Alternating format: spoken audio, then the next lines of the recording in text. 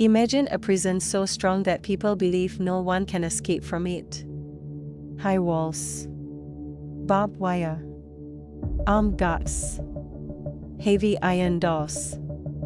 That place is Kamiti Maximum Security Prison, near Nairobi, Kenya.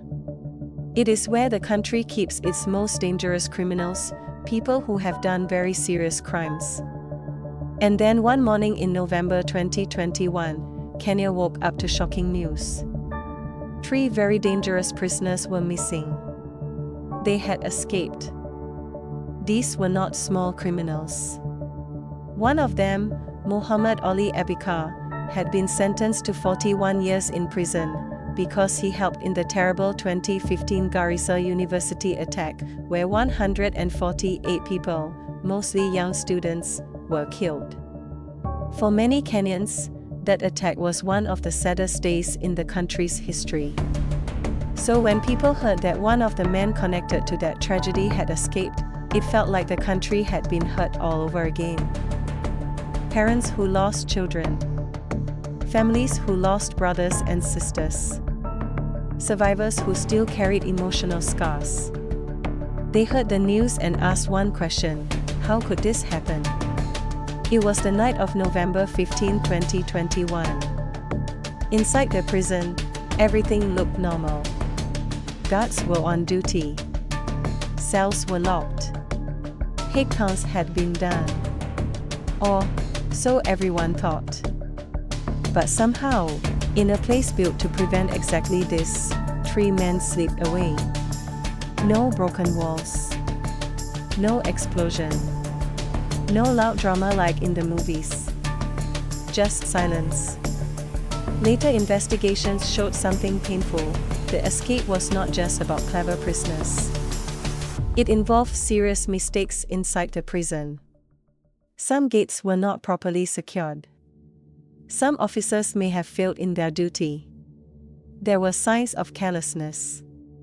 And possibly, help from the inside. That is what shocked people even more. Because prisons are supposed to protect the public. And when that protection fails, fear spreads quickly. When prison officers realized the men were gone, panic began. Phones started ringing. Police were called. Roadblocks were set up. Security officers were sent out across counties. The story spread like wildfire across Kenya. Radio stations talked about it all day. People whispered in buses and markets. Parents worried. Communities near the prison were afraid. Because these were not just escapees. These were men connected to terrorism. And terrorism brings fear.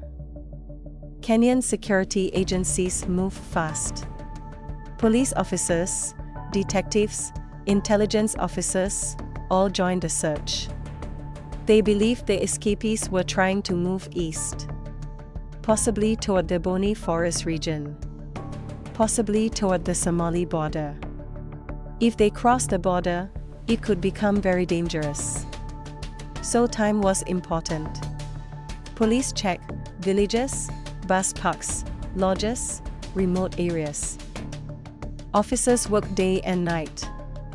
And something important happened. Ordinary citizens helped. Some people reported seeing suspicious strangers. Some gave information quietly. This is something many people forget. Security is not only the work of the police. Sometimes it is the watchfulness of everyday people. On November 18, 2021, just 3 days after the escape, the story changed. The 3 men were found in Kitui County, hiding in a rural area. They looked tired. They had been moving. They were trying to avoid attention. But they were caught. Police arrested them and quickly flew them back to Kamiti under heavy security. When Kenyans saw the news, many people felt relief. The danger was not gone forever. But at least the escape was over. The real shock came next. Investigations started inside the prison. And what they found was troubling. This story was not black and white.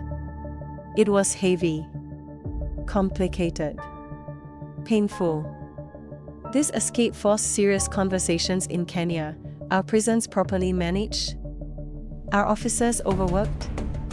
Is corruption still affecting institutions? How strong is internal supervision? The government promised reforms. Better supervision. Stronger monitoring. Tighter systems. Because one mistake in a maximum security prison can cost lives. Several prison officers were arrested. Some were accused of helping the prisoners. Others were accused of serious negligence, meaning they failed to do their jobs properly. Later, even the head of the Kenya Prison Service at the time, Wycliffe Ogolo, was removed from his position. The government wanted answers. The public demanded accountability. Because this was not just about 3 men running away. It was about trust. If a maximum security prison can fail, where else can fail? The escape lasted only 3 days. But the emotional impact lasted much longer. It reminded Kenya of past tragedies. It exposed weaknesses in the system. It showed how quickly fear can return. But it also showed something powerful: the system responded. The police worked fast. Citizens cooperated. The fugitives were captured. Justice continued. In life, walls are only as strong as the people guarding them. Kemeti's walls were high, but human failure made them weak for a moment. And sometimes, it only takes one moment for a country to feel unsafe. The 2021 Kemeti escape was not just a prison story. It was a story about responsibility, about trust, about the cost of carelessness, and about a nation that had to look at itself and say, we must do better. Thank you for watching. Please subscribe for more African crime and history stories.